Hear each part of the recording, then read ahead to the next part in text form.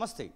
తెలంగాణ రాష్ట్ర ముఖ్యమంత్రి నిన్న విడుదల చేసినటువంటి నూతన సంవత్సర ప్రకటనలో భాగంగా దానిలో ఒక కీలకమైనటువంటి వ్యాఖ్య కూడా చేసినటువంటి పరిస్థితి. ముఖ్యంగా రైతు, మహిళ, యువతకు సంబంధించినటువంటి నామ సంవత్సరంగా 2024ను చూస్తాము. ఖచ్చితంగా ఆయా వర్గాలకు సంబంధించినటువంటి వాళ్ళను మేము పరిగణలోకి తీసుకోబోతున్నాము 2024లో అని ఆ యొక్క ప్రకటనలో మాత్రం మనకు స్పష్టంగా కనబడుతున్నటువంటి పరిస్థితి. అసలు తెలంగాణ రాష్ట్రంలో నూతనంగా ఏర్పడ్డటువంటి కాంగ్రెస్ ప్రభుత్వం ఎలాంటి అడుగులు వేయబోతుంది, నిరుద్యోగులకు, విద్యార్థులకు, అలాగే రైతులకు, మహిళలకు ఎలాంటి అభివృద్ధి కార్యక్రమాలను తీసుకోబోతుంది, ఇవన్నిటి గురించి మనతో మాట్లాడడానికి టీజేఎస్ రాష్ట్ర అధ్యక్షుడు ప్రొఫెసర్ కోదండరామ్ గారు ఉన్నారు. సార్ నమస్తే. ముందుగా మీకు హ్యాపీ న్యూ ఇయర్.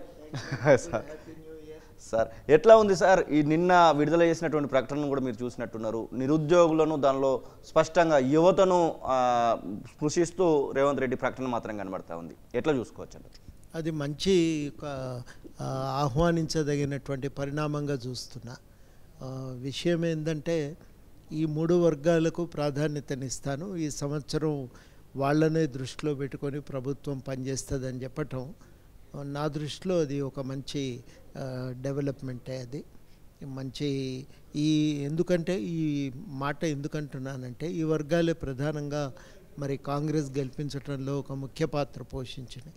మిగతా వాళ్ళు లేరని కాదు, కానీ యువత ప్రత్యేకించి వాళ్ళు పూనుకొని గట్టిగా వెంటబడి ఊరూరు తిరిగి ప్రచారం చేసి గెలిపించారు. మొట్టమొదటిసారి యువత ఒక రాజకీయ శక్తిగా ఎదిగింది, రాజకీయ శక్తిగా పనిచేసింది. నిరుద్యోగ సమస్యని ఎజెండా మీద నిలబెట్టి బీఆర్ఎస్ను ఓడించి కాంగ్రెస్ పార్టీని గెలిపించి వారికి పట్టం కట్టింది. మరి వాళ్ళ విషయంలో మాత్రం పార్టీ తన వాళ్లకు ప్రాధాన్యతనిస్తుంది. నిరుద్యోగ సమస్య విషయంలో మాత్రం వాళ్ళు చాలా సీరియస్గానే దృష్టి పెట్టారు. మామూలుగా టీఎస్పీఎస్సీ ప్రక్షాళన విషయం మీరు ఇప్పుడు అంటున్నటువంటి మాట ఎంతవరకు నిజం ఉందో, ముందుగానే 2023 ఎలక్షన్స్కు ముందుగానే టీఎస్పీఎస్సీ కొన్ని డేట్లను ప్రకటించింది. పోస్ట్పోన్ చేస్తూ వచ్చి ఎలక్షన్స్ తర్వాత కొన్ని డేట్లను ప్రకటించింది. 6వ తారీఖు, 8వ తారీఖు ఇట్లా కొన్ని డేట్లను అయితే ప్రకటించింది. ఇప్పుడు చైర్మన్ కూడా లేడు. నిరుద్యోగులలో ఒక రకమైనటువంటి క్వశ్చన్ మార్క్ కనబడుతూ ఉంది. అసలు ఈ పరీక్షలు జరగాయా లేకపోతే కొత్తగా ఏదైనా మళ్ళీ నిర్ణయం తీసుకోబోతున్నారా, అసలు ఎట్లా ముందుకు పోబోతున్నాం అనేటువంటి కొన్ని సమస్యలు కూడా కనబడతా ఉన్నాయి. వాళ్ళకి ఏం చెప్పబోతున్నారని అంటే ఇందులో మనము గమనించవలసిన కొన్ని విషయాలు.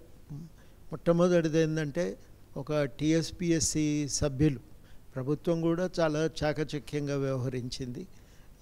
సభ్యులను కూడా గౌరవించి వాళ్ళందరితో వ్యక్తిగతంగా ప్రభుత్వ ప్రక్షాళన చేయడానికి తీసుకుంటున్నటువంటి చర్యలను, యువతలో ఉన్న అభిప్రాయాలను వాళ్ళకు వివరించి చెప్పటం, వాళ్ళు కూడా ప్రభుత్వం తీసుకుంటున్న చర్యలను ఆహ్వానించి మరి అందరూ రాజీనామా చేసి ఈ టీఎస్పీఎస్సీ ప్రక్షాళనకు వాళ్ళ వంతు తోడ్పాటు అటువైపు నుంచి కూడా వచ్చింది.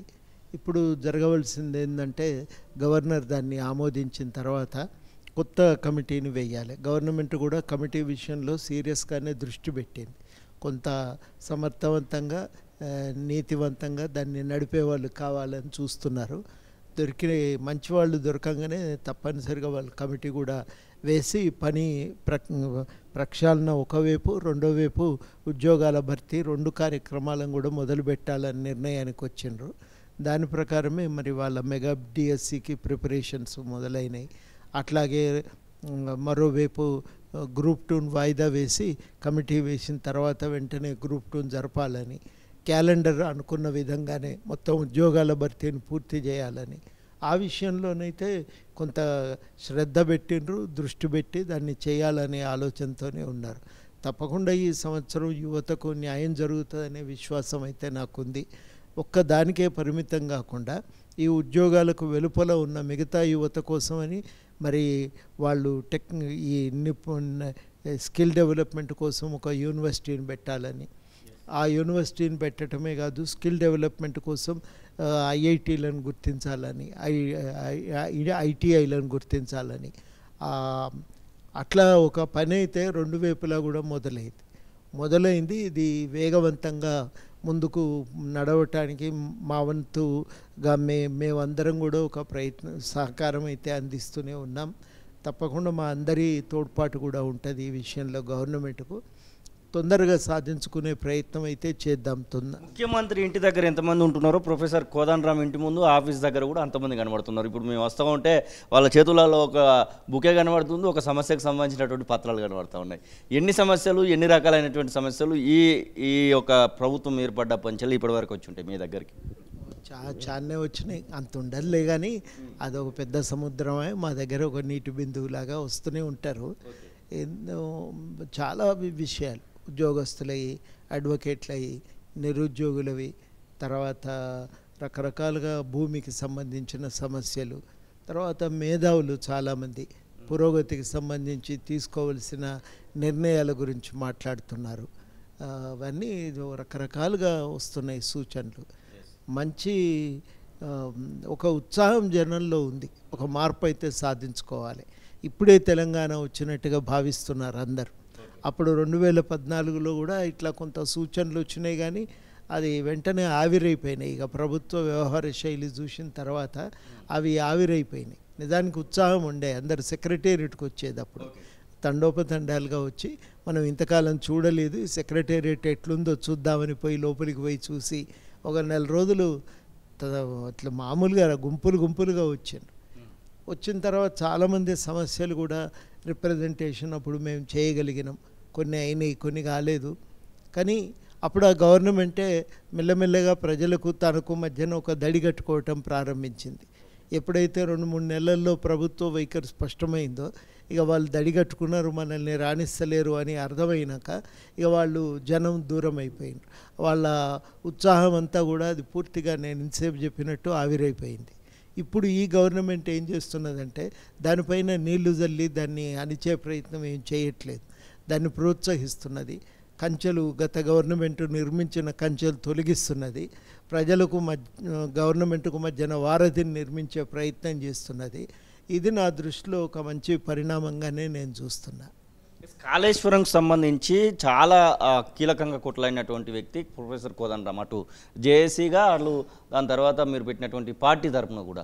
అలాంటి కాళేశ్వరం రివ్యూలలో మీరు ఇప్పుడు ఎట్లాగో కాళేశ్వరంకి సంబంధించినటువంటి విషయంలో పూర్తి స్థాయిలో అవగాహన కలిగినటువంటి వ్యక్తి, మిమ్మల్ని ఎందుకు ఇన్వాల్వ్ చేయట్లేదు అనేటువంటి ఒక ప్రశ్న చాలామందిలో వస్తున్నటువంటి మాట. రివ్యూలోకి పోతున్నారు, అలాగే దానికి సంబంధించినటువంటి మేడిగడ్డ ప్రాజెక్టు వద్దకి మంత్రులు వెళ్ళినటువంటి సందర్భాలు చాలా కనబడతా ఉన్నాయి. మిమ్మల్ని ఇన్వాల్వ్ చేస్తున్నారు, మీ యొక్క సలహాలు సూచనలు ఏమన్నా ప్రభుత్వంకు ఇచ్చేటువంటి ప్రయత్నం మీరు చేయడము, లేకపోతే వాళ్ళు అడగడం అలాంటివి ఏమైనా జరుగుతున్నాయా? ఇందులో ఒకటి ఏంటంటే గతంలో చాలా విషయాలు మేము చెప్పున్నాం కాంగ్రెస్ నాయకులకి, కాబట్టి ఇంకా అందులో కొత్తగా చెప్పడానికైతే ఏం మిగల్లేదు. సమాచారం ఇచ్చినాం, పుస్తకాలు ఇచ్చినాం, పవర్ పాయింట్ ప్రజెంటేషన్లు వేసి చూపించినాం. ఇప్పుడు రెండవది ఏమవుతున్నదంటే ఇక అధికారికంగా జరిగే కార్యక్రమాలకి తోసుకొని పోవటం కూడా కరెక్ట్ కాదు. మా మిత్రులు కొంతమంది ఇప్పుడు కూడా వెళ్ళి సమాచారం వారికి అందజేసిండ్రు కాబట్టి మేము అనుకున్న లైన్స్లోనే పరిణామాలు ఉన్నాయి.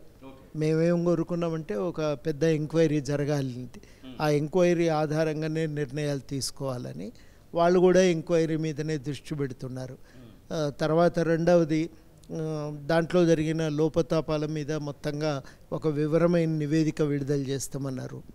మూడవది ఏంటంటే ఖచ్చితంగా తప్పులైతే జరిగినాయని అంగీకరిస్తున్నారు. గత ప్రభుత్వం ఒప్పుకోలేదు, వీళ్ళు ఒప్పుకున్నారు.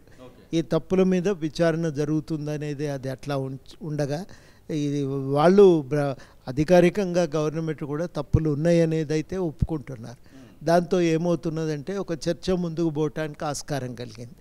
రేపు కమిటీ వేస్తే కమిటీ ముందు కూడా కొన్ని విషయాలు మనం చెప్పగలుగుతాం. హైకోర్టులో ఇదివరకే వేసిన పబ్లిక్ ఇంట్రెస్ట్ లిటిగేషన్ ఉంది. అక్కడ బ్యాక్ వాటర్ వల్ల ముప్పు గురవుతున్న ప్రజల సమస్యల మీద, ఆ సమస్యలను కూడా బలంగానే మళ్ళీ దానికి ఓ పరిష్కారాన్ని సాధించే ప్రయత్నం కూడా చేయవలసి ఉంది. ఆ విషయంలో గవర్నమెంట్తో మేము ఇంకా మాట్లాడాలి కూడా. ఇప్పుడిప్పుడే కుదురుకున్నారు, దానిపైన ప్రాథమిక సమస్యల మీద ఒక అంచనాకు వస్తున్నారు. ఈ సమయంలో మనం ఇంకంతగా దాంట్లో జోక్యం చేసుకోవాల్సిన అవసరం అయితే ఏం కనబడటం లేదు.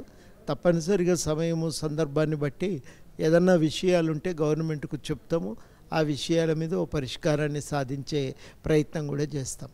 మేనిఫెస్టోలో పెట్టినటువంటి ఆ విషయము ఎవరైతే ఉద్యమకారులు ఉంటారో ఉద్యమకారులకు 250 గజాల భూమిని ఒక ఫ్లాట్ని ఇవ్వబోతున్నామని చెప్పడం జరిగింది. దానికి ఎఫ్ఐఆర్ను లింక్ చేస్తూ ఈరోజు అప్లికేషన్లలో కనబడతా ఉంది. అందరికీ ఎఫ్ఐఆర్లు ఉండవు, కొంతమందికి ఎఫ్ఐఆర్లు ఉన్నా కానీ అవి మిస్ అయినటువంటి సందర్భం కనబడుతూ ఉంది. ముఖ్యంగా 69 ఉద్యమకారులకు సంబంధించి ఎఫ్ఐఆర్లు అసలు ఇప్పుడు దొరకడానికి అవకాశం లేదు. దీనిలో మార్పులు కావాలి అని చెప్పేసి వస్తున్నాయి. మీ దృష్టికి ఏమన్నా ఈ ఎఫ్ఐఆర్కు సంబంధించినటువంటి అంశము 250 గజాల విషయంలో వచ్చిందా అని? చాలామంది 90% మంది కార్యకర్తలు, క్రియాశీలక కార్యకర్తలు కేసుల్లో ఉన్నారు. మీరు అన్నట్టు ఉద్యోగస్తులు, కొంతమంది విద్యార్థులు అప్పుడు కేసులు తప్పించుకునే ప్రయత్నం చేశారు. కొంతమంది కేసులో ఉండే తప్పు పేరు ఇచ్చారు, కొంతమంది ఆ సమయానికి అరెస్ట్ నుంచి దూరంగా తప్పుకొని దూరంగా ఉన్నారు. ఎందుకంటే వాళ్ళ ఉద్యోగం పోగొట్టడం ఎవరికి ఇష్టం లేదు కాబట్టి అట్లా కొందరు ఉన్నారు.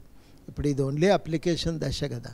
మేము అందరికీ ఏం చెప్తున్నామంటే మీరు అయితే అప్లికేషన్ ఇవ్వండి, ఇచ్చిన తర్వాత దానిపైన చర్చ చేద్దామని చెప్పిన.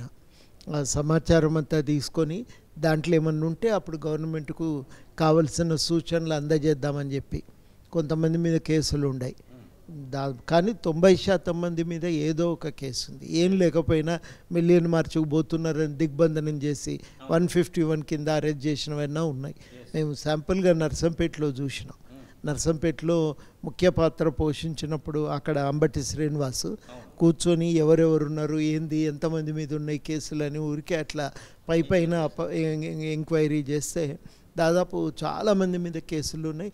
డాక్యుమెంటరీ ఎవిడెన్స్ కూడా దొరికింది. అంబటి శ్రీనివాసే అడ్వకేట్ కావటం వల్ల అప్పుడు ఆ కేసులన్నీ ఆయనే చేసిండు. ఎవిడెన్స్ దొరికింది.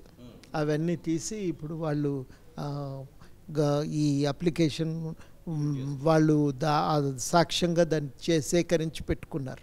కాబట్టి కొన్ని చోట్ల ఎక్కువ మంది మీద అట్లా కేసులు ఉన్నాయి. కనీసం 151 అన్న ఉన్నది జైలుకు పోకపోయినా. కాబట్టి జైలు అనే కండిషన్ తీసేస్తే చాలా వరకు ఇది కవర్ అవుతాయి.